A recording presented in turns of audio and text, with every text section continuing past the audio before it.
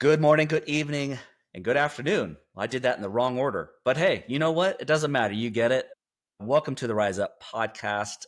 I am Justin Skizik, founder of Crown and Key, and I am beyond honored to be hanging out with Mr. Bob Denison. He is the CEO and founder, or not, third generation Yep. third generation of Denison Yachting.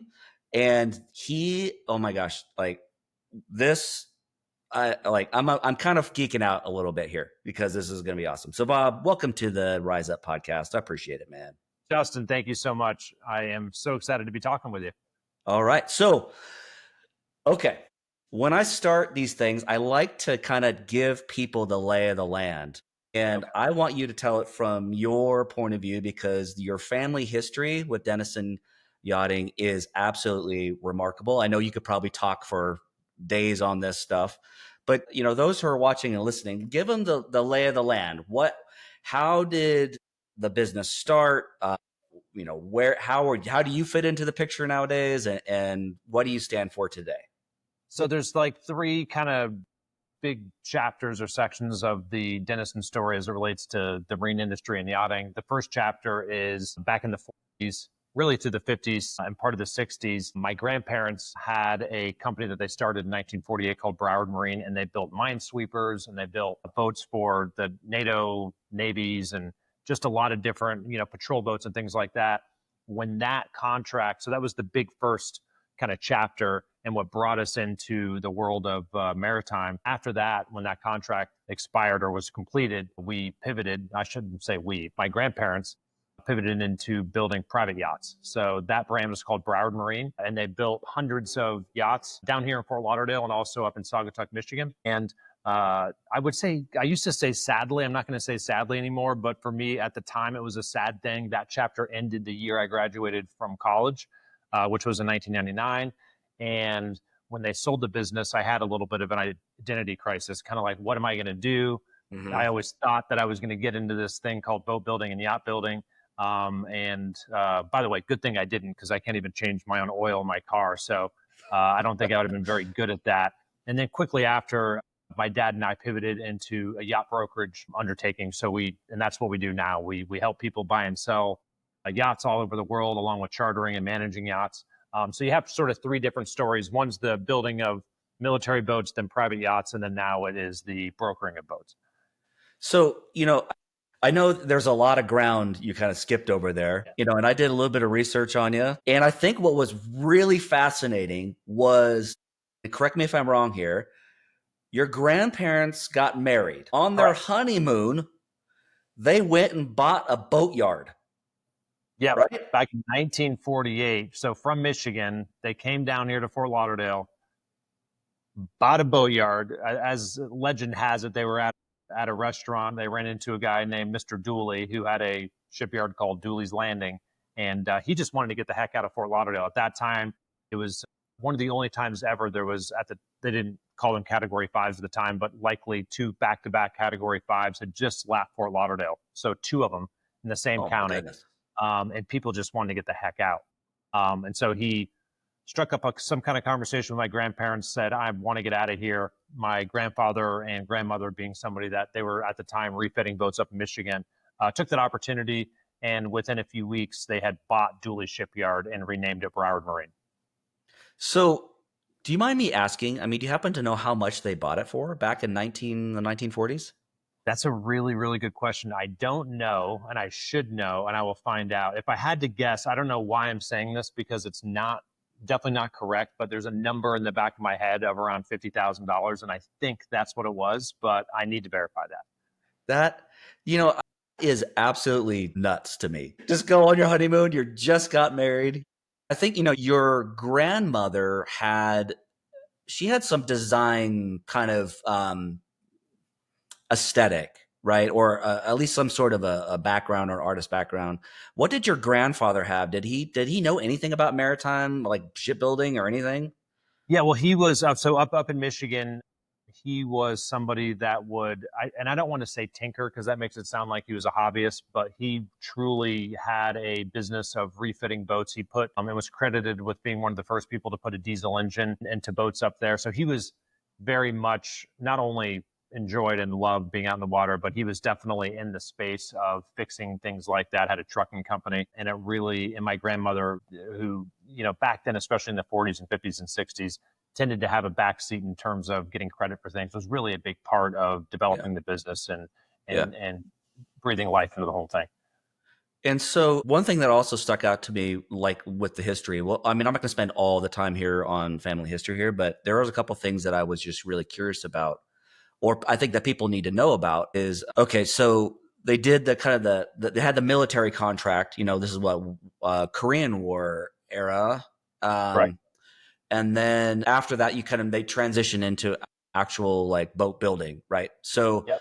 within that, didn't your grandmother, uh, get credit? Did she get credit for inventing the modern day yacht lounge? Kind of. So if you rewind history a little bit and you think about, I don't know, something like the Great Gatsby, and you think about the elegance of any of those spaces and the parties, and it was so elaborate and very much kind of a white glove atmosphere of service and those tiers of wealth. And that was reflected in many of the yachts at the time. So some of those old yachts, you'd think of something like a Trumpy, was definitely something that if you were a kid, for instance, you would immediately kind of go into your inside voice. And if you were a guy, you would go into the gentleman mode. And Mm. it turned into this very formal experience, even when it was just a Tuesday afternoon going down the intercoastal, or it just was a very formal white glove kind of a space. And so one of the things that she did, and my grandparents were very,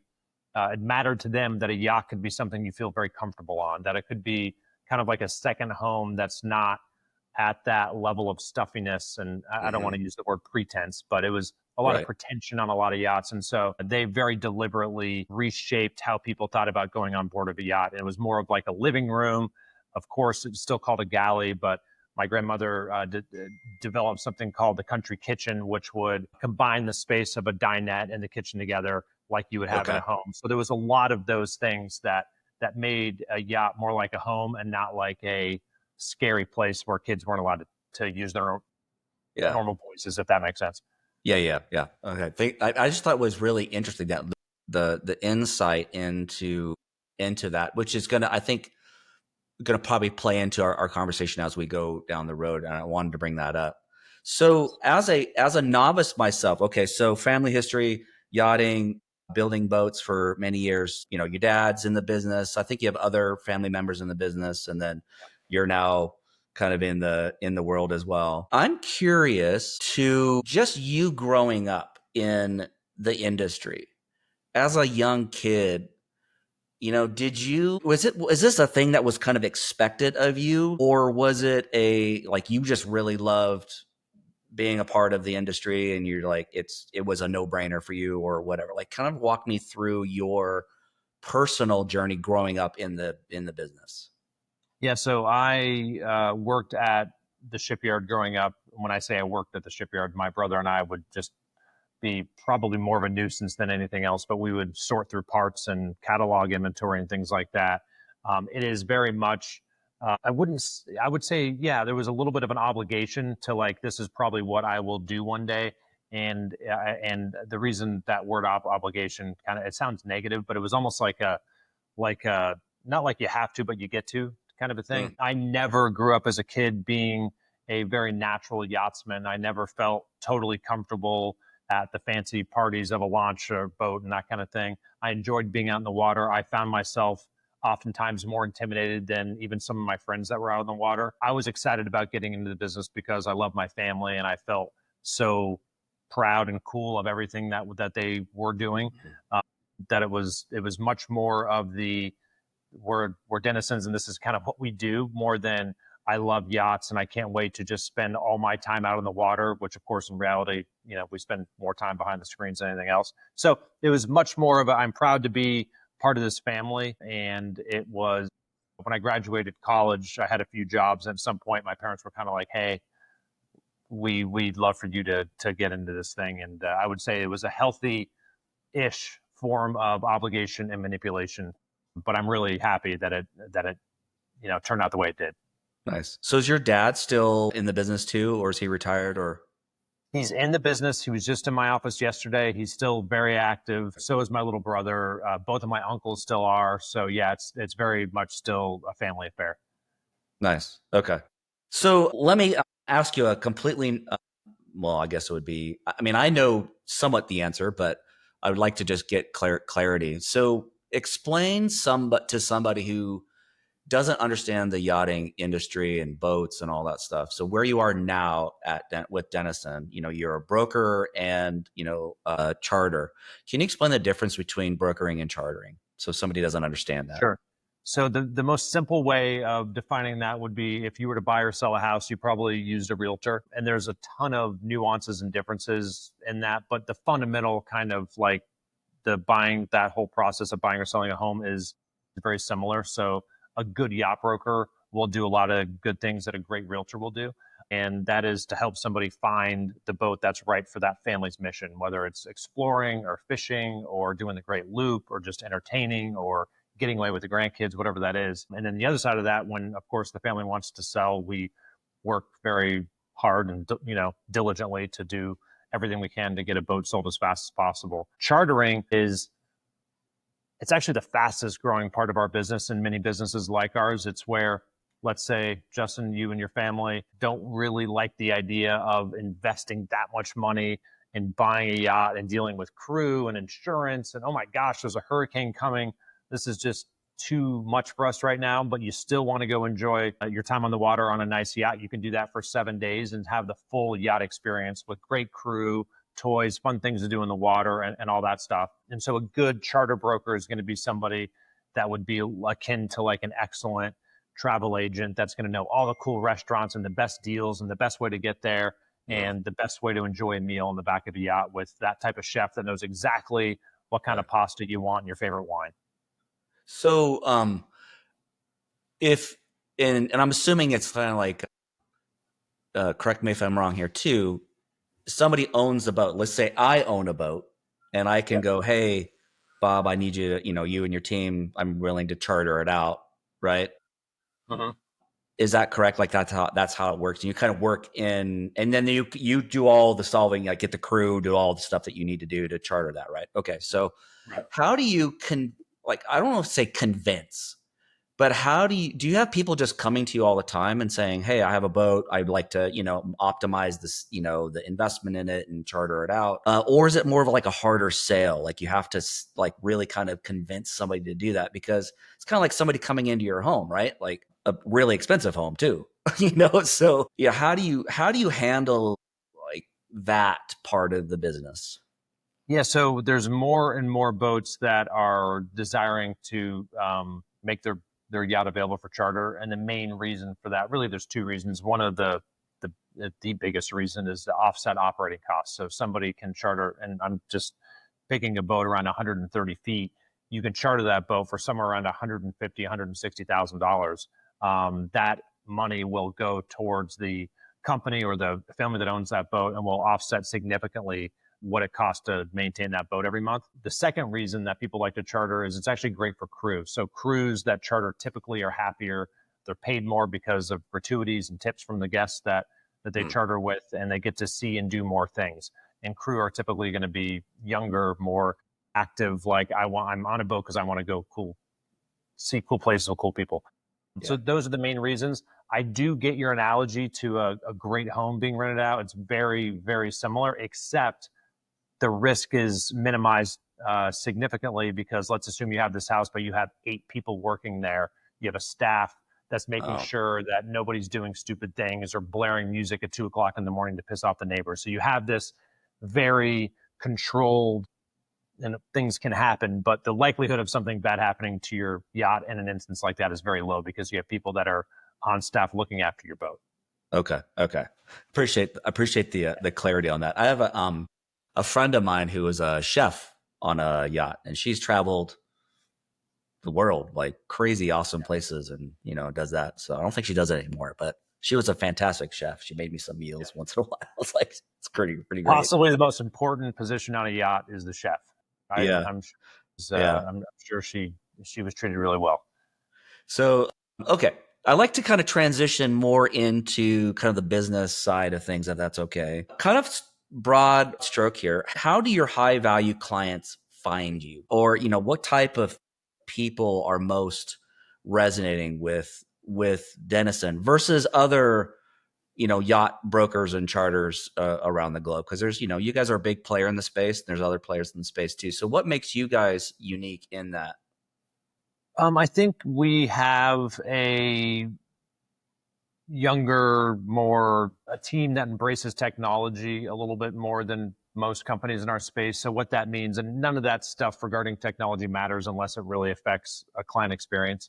And I'd say that's one of our competitive advantages is that right before I got to do this with you, we just came out of a meeting and we spent an hour and a half trying to figure out how to make our CRM work better. And I think we've got one of the better tech stacks and CRMs in the industry. But that entire meeting was not about how can our salespeople or our brokers be more effective, and is none of that. It was more like once somebody is in our CRM and our system, how can we make sure they have a really good experience so they're not peppered with a bunch of unwanted spam?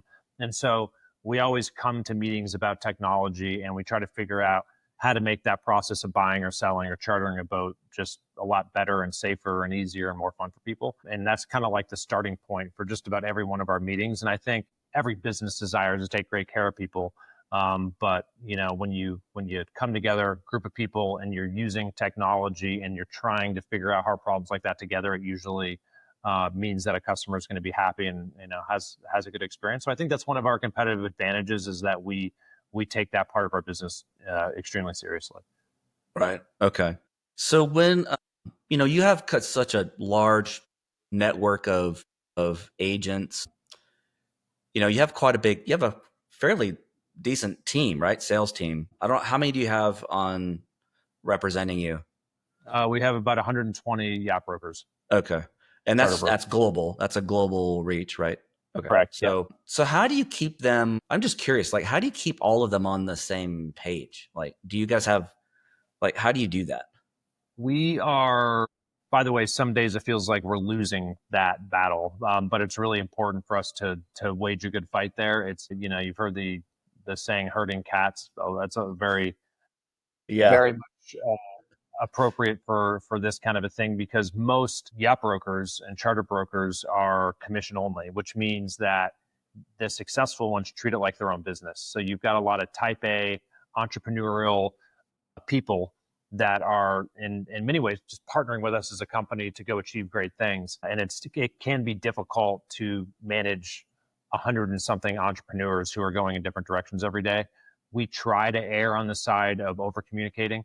So we have lots of not just sales meetings, but company meetings and just trying to keep everybody updated on what's happening with marketing and, boats coming in and new listings and reductions. But we also have 2 or 3 times a week, we send out company notes to let everybody know what's happening. Hopefully our team is singing off the same sheet of music, and that's important for a lot of different reasons. But ultimately we want to make sure like that meeting I just came out of, that's not going to matter unless we do a good job communicating that to the team so they can actually go out on the front lines and utilize that stuff. So communication is incredibly important.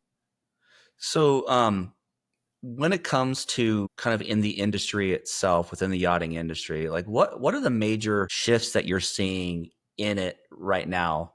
What's affecting the industry, I for would better or for say, worse?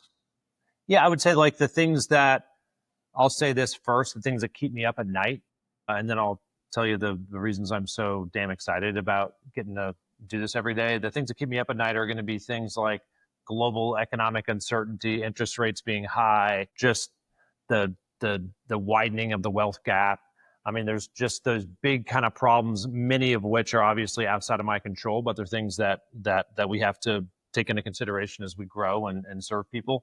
And those are real problems. I mean, interest rates very much affect the climate of what we do, and not just because somebody perhaps might want to take out a loan to buy a yacht, but it's also affecting their businesses in ways that can have a trickle down effect to us. Of course, the things I'm excited about are I mentioned technology, but like technology on boats where you have the ability to, I, I get seasick. And so there's things like stabilization technologies and fins and stabilizers and gyros that make getting out in the water much more comfortable for people like me. And there's a lot of things on the safety side that really make yachting like way more fun. And you can get places and do things, the toys, the big slides. Like it's Yeah. never been a cooler time just to get in and out of the water and jet skis and sea bobs and it's just a really, really neat time to be on a yacht with all those toys. So I get excited about that. And it's not just because it's cool to be on a sea bob, but it's really neat when you have a client and he takes his grandkids for a few days on his boat. And guess what? That those iPads and those cell phones just sort of get lost and they don't pick them up and they're just hanging out together and having great, like that's just a great feeling. So for all those reasons, I'm excited, but the tailwinds of the stuff that keep me up at night are definitely real. Yeah. So when like things like interest rate, are kind of in the upswing and then down, and I mean it's all over things that you really can't control. Does that impact the kind of the chartering versus sales aspect of what you do? So are you seeing more on the chartering side? You mentioned that earlier. Is that a direct relation to that? Yeah, probably less with interest rates. And I think that trend is more of a social, like there's just the more people start thinking about shared consumption with Uber or Airbnb, just this idea of you don't have to buy something to enjoy something. I think that probably is the main reason people are like, aha, I don't have to. I mentioned crew and insurance and hurricanes and all the kind of stresses of having a yacht. You don't have to deal with that when you charter it. So that's probably more result of those kind of conversations. Interest rates, though, definitely affect all of it in terms of how comfortable people are in buying a yacht or chartering a boat. It is, I mean, it's kind of a stupid financial decision to make, right? I mentioned 150 grand. That's for a 130-foot boat. I mean, you get up to the 200, but you could be easily spending $500,000 to $700,000 a week to own a yacht. It's most of the time it's depreciating, costs a lot of money to maintain. So your CFO or your CPA is likely to say, what the heck are you doing? What are you doing, man? Right. Yeah. You lost your freaking mind. So when you have things like interest rates affecting all those other Oh, areas of okay. your life and your own business, it starts to make less and less sense. But just to recover from that horrible declaration I made about a horrible financial, and it is one of those cool things. Again, I mentioned the cell phones being gone with the grandkids and that kind of thing. It's a horrible financial investment, but a very good investment in terms of things like memories, Life. and Yeah. creating Quality of life life and experiences all with that. people you Yeah. love and all that stuff. Yeah. And you can't really, I mean, it's kind of hard to put a price tag on that, to be honest with you. Yeah. Like, I mean, I got kids, you got kids. I mean, you have younger kids, kids that are younger than mine, but, like they're always on their phones. You're just like, you can look up once in a while. It's okay. We're here, you know? And it's this like, thing we talk about it quite a bit in our family, like, life is a vapor and we don't know how much time we have. Yeah, I think it's that's true. one of the effects of COVID is, and this is going to sound like a horrible shameless plug for yachting, but it's that a whole idea. And we had more activity then, not just because people wanted something to do when stuff was shut down, but I think it created this sense of like, if not now, then when? And there's a Mm, lot of not just yachts, but those dreams that we have of doing really cool things with the people we love is like maybe next year, maybe next year, maybe next mm. year. And the shift is now like, why not this year? Why not now? So Yeah, why not now? I think that does help our industry a little bit. It does help the sort of mindset of I don't need to save all this money. Let's start enjoying some of it with our kids and grandkids. Okay. When it comes to, I mean, AI is huge, right? I mean, it's here to stay. We're in it. We're in the game now. What are you seeing from within the yachting industry about how AI is leveraged? Anything from marketing to the way boats are made to the way the overall experience. Where are you seeing it playing out, and then where do you see opportunity in that, Well, I or have think you even thought about it? yeah, no, we think about it a lot. I don't think anybody in our industry, whether it's a brokerage firm or a builder or a repair facility or shipyard, I don't think anybody's really utilized AI in a truly significant way that's changed the client experience. Of course, there's marketing. I mean, we use AI for a lot of different things like CRM management and bots to talk to people on the website and just the same sort of thing a lot of other people are doing. I get excited when I hear stories about designers and builders starting to utilize AI to design more creative, better spaces and tight parts of the ship that might end up allowing for an extra, it's going to sound ridiculous, but an extra foot and a half in a children's cabin somewhere where they might be able to fit a PlayStation. I don't know, just something kind of extra that might enhance the experience a little bit. Mm-hmm. I mentioned being intimidated when I was a kid on a boat. I like the idea of my 10-year-old. His name is Rivers. I think when he takes out that girl that he has a crush on in 5 or 6 or 7 years, I think it's very likely he will not be intimidated, because at that point, I think a boat will be able to dock itself by just hitting a button. You won't have the nervousness of, oh my gosh, people are looking at me. I'm going to look like an idiot pulling in here. I think the boats Right. and use the utilization of AI is going to eliminate a lot of those stresses and make it safer and allow Rivers to look cool when he's taking that boat out. Great name, by the way. Great Thank name. you. I Yeah. get really, really excited about AI and just technology making boating a little more accessible for people. Okay. That's, I'm just curious, because it's kind of from my outside perspective, it's, kind of an old school business, right? So I was just wondering, like, what's going on there? Now, how does, like, I was reading kind of a forecast you guys just put out for Q3, I think, of, what dawned on me was, crypto. So how does crypto, play into yachts, as far as ownership or any of that? I just kind of wonder how does that connection work, and like, do you pay for a boat in crypto?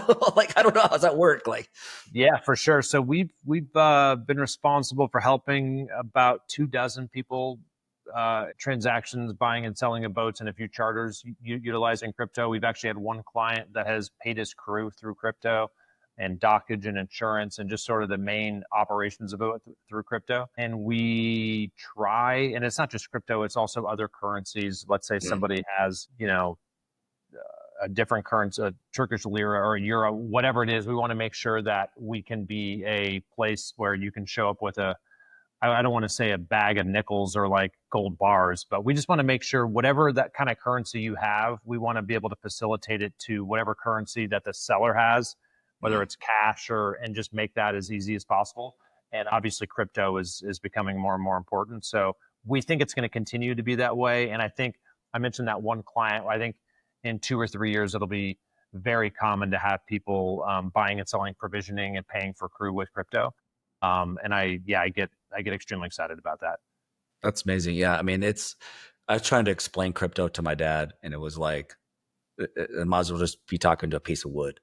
Yeah, I love my dad, but you know what I mean. yeah. So, what kind of, like, if you were to identify where you are currently with Denison, what kind of stage of business are you in? Are you kind of in the growth stage? Are you in scaling? Are you in refining? Where are you at in the spectrum of that? I would say we are coming out of a refining stage into another growth stage. Our business is like many businesses. There's a lot of like ebbing and flowing and pruning and then growing. And we just are now coming out of a refining stage that would probably be more accurately described as a pruning stage, where we're kind of looking at, and because of a little bit of a dip in the demand and leads are a little bit slower and all that stuff, we're not only figuring out how to re-engage with people we're already doing business with, but also make sure that we're controlling cost and that we're not Mm. frivolously spending too much money on, pizza parties every Tuesday or whatever. I don't even know why I said that, but examples like I that. get you. I got you. Yeah. Pizza parties on Tuesday are not frivolous, but it's that idea that we just are trying to be more mindful on those expenses. But we're coming out of that into, and I can just feel it. There's a lot of neat stuff happening on the growth side of things. So I think the next 18 months will be a very much growth oriented phase. Awesome. So so far, maybe this year, what's been a really amazing or exciting business win that you've had? Great question. I think the expansion, which started a few years ago, but this year really starting to gain footing in Monaco. There's been a lot of great people we've added to the team, and that's a really important sort of place to put a flag on a map in our business. Like the two epicenters of yachting in the world are Fort Lauderdale, Florida, where I am right now, and also Monaco. So we've had some new construction wins out of that office this year, and there's just a lot of momentum. We have the Monaco Yacht Show happening in about 6 weeks, and there's just a lot of buzz, a lot of great things happening. They're very proud of our expansion there, and I would say that that's one of our biggest wins this year is our success in Europe.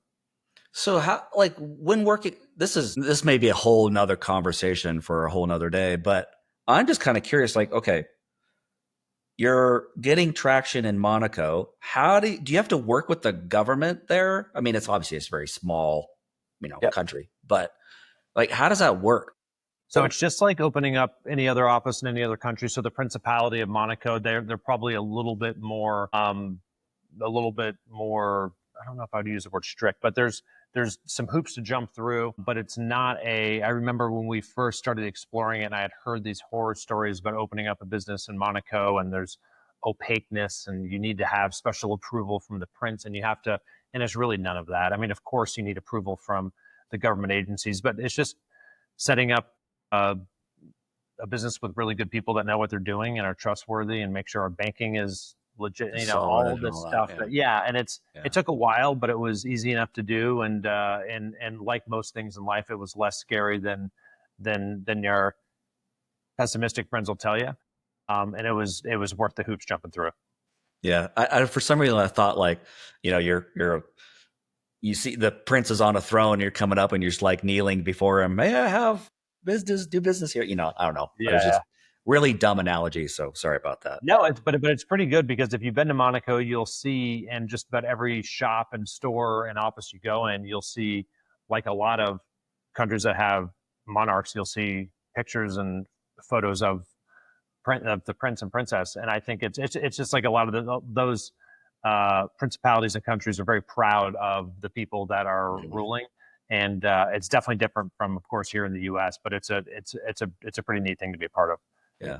Well, I'm going to be there next year, next June. So I'm Oh, that's excited great. to go check that. I'll be in southern France. So I'll maybe have to pick your brain at a later date, see if there's any Yes. place good to go or whatever. So I'm excited to go there. I haven't been to southern France yet. So You're going to love it. And we would love.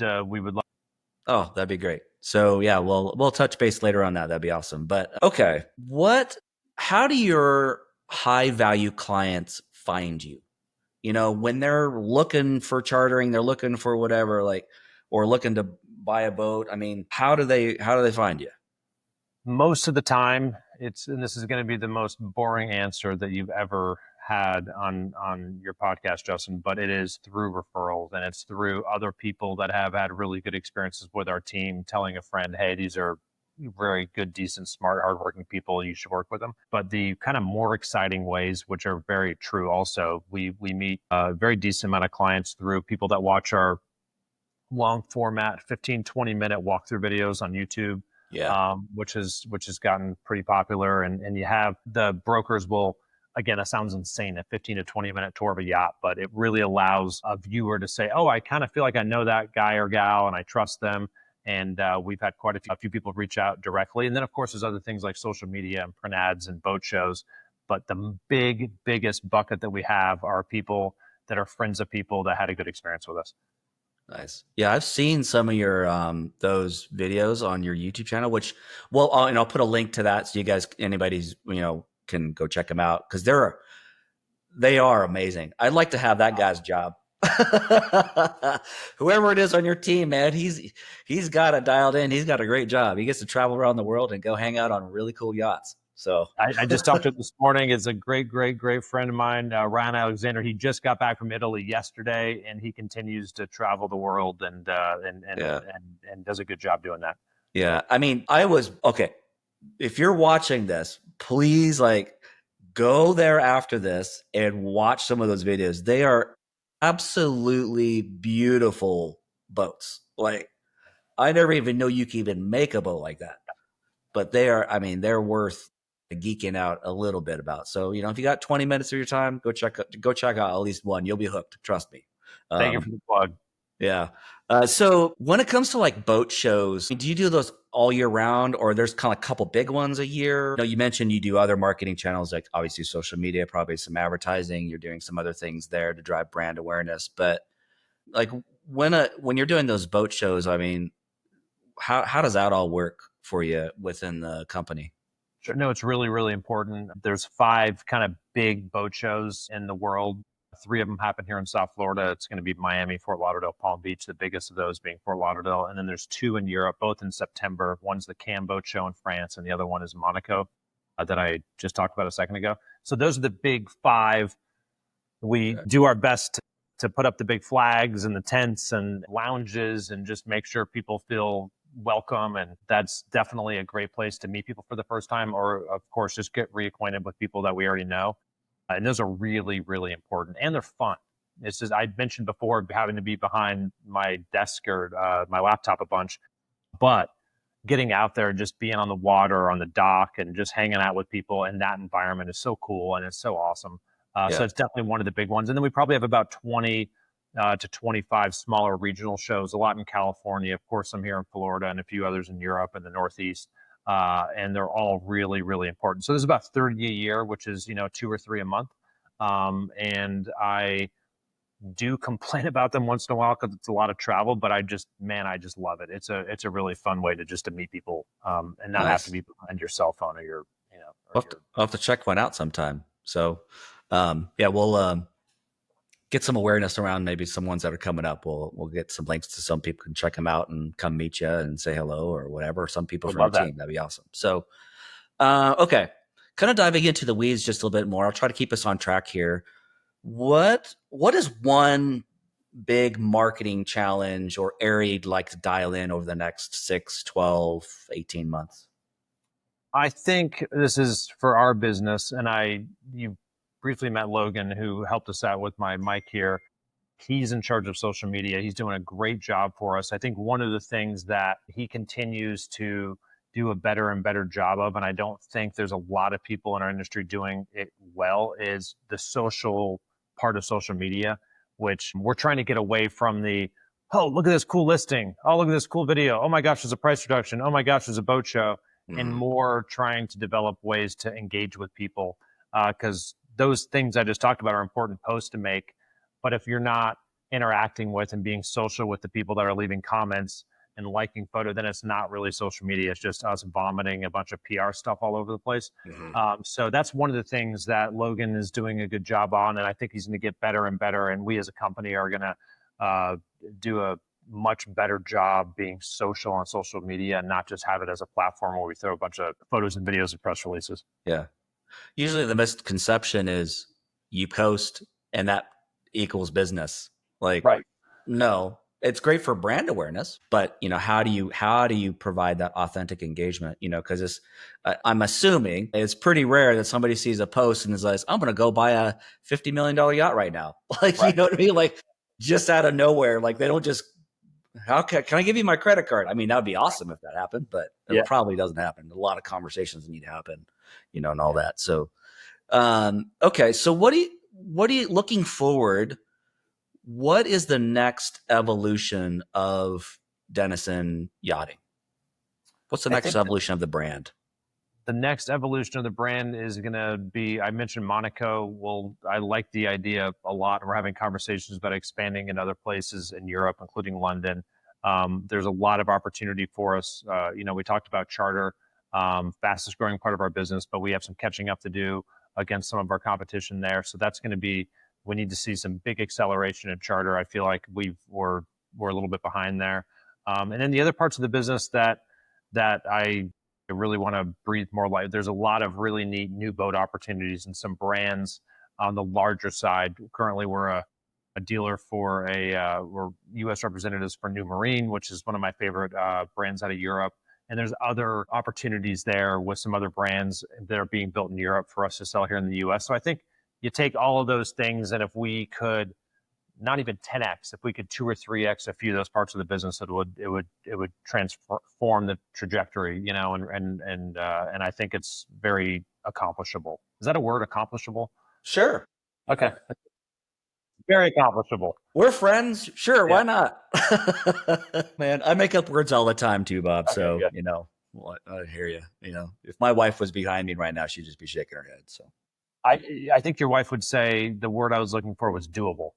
yeah, there Not you go. accomplishable. Yeah. Okay. So, I have a couple reflective questions. One of the questions that I have for you is if you could wave a metaphorical magic wand in your business, what would that be? One thing, if you want to fix one thing. If I wanted to fix one thing, it would be I really love it when I stay somewhere cool. It doesn't have to be a big fancy hotel. It could be an Airbnb, but when I stay somewhere and I feel like they take the time to know me and there's a personal thing about it. One time we checked into a hotel, my wife and I don't know how they did this, but we ended up staying at this really cool place and they had our, favorite beer in the fridge kind of waiting for us. And I think we maybe completed a survey or something, but there's I think those little touches when people remember your birthday and it's not just a canned email that says happy birthday, have a great year or happy Thanksgiving. It's more of the, hey, you told me that your son's graduating high school next week, just thought of you and sent you or him a little gift card. Like it's all the personal touches that many of our brokers do really well. I'd love to see organizationally that we figure out a better way to make clients feel like we're not, just that we're not forgetting the big part. Because Yeah. just like a real estate agent, a yacht broker, you really get to do life with them for a certain period of time. And I just want us to be a little bit more thoughtful there. Oh, that's great.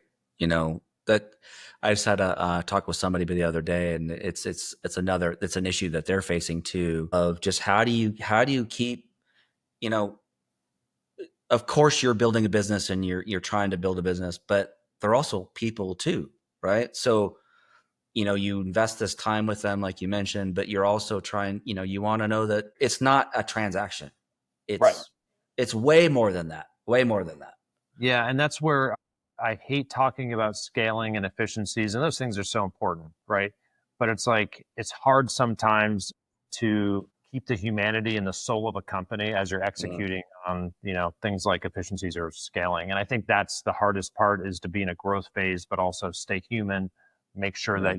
that you make people feel good about doing business with you and that they're not just a transaction or a number. And Yeah. so that's my hope for our company is that we never lose that soul that we have as we continue to grow. Yeah, because your family history, I mean, it shows that, like the keeping that thread. I mean, it's not just the family history, but it's just you as a leader of the Hope so. company, right? Yeah. So, Thank you. okay, a couple more questions for you. Looking back at your younger self, when you first started in this whole thing, you're in the family business and you're kind of in it doing it.